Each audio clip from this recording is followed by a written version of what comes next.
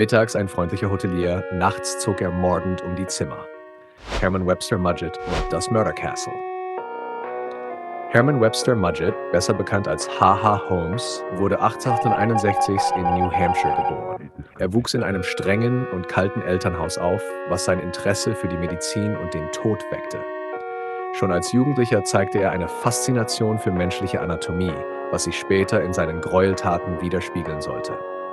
Während seines Medizinstudiums begann Holmes, Leichen zu stehlen und Versicherungsbetrug zu begehen. Diese kriminellen Aktivitäten waren der Anfang eines düsteren Weges, der ihn schließlich nach Chicago führte, wo er das berühmte Murder Castle errichtete.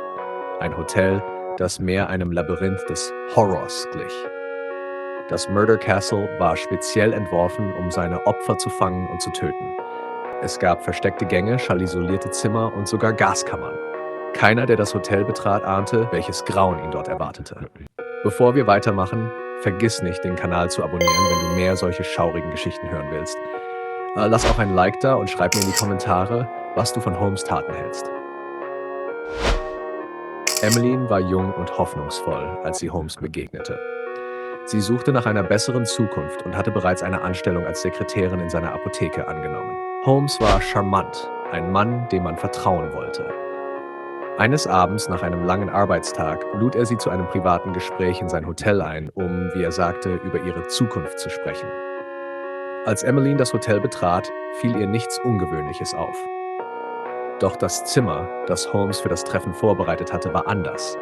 Es war klein, stickig und die Tür hinter ihr fiel ins Schloss, als sie eintrat. Sie wollte noch nach dem Lichtschalter suchen, als sie plötzlich merkte, dass etwas nicht stimmte. Panik breitete sich in ihr aus, als sie erkannte, dass sie gefangen war. Der Raum füllte sich langsam mit Gas, das kaum zu riechen war. Sie begann schwer zu atmen und Verzweiflung setzte ein. Ihre Versuche, nach Hilfe zu rufen, blieben ungehört. Sie kämpfte um Luft, während ihr Körper immer schwerer wurde. Holmes stand still und beobachtete kalt, wie das Leben langsam aus ihrem Körper wich. Holmes war ein Meister der Manipulation und hatte sein Hotel perfekt darauf ausgelegt, Menschen zu fangen und zu töten.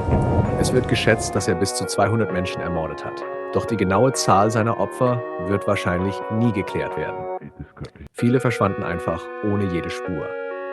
1894 wurde Holmes schließlich verhaftet.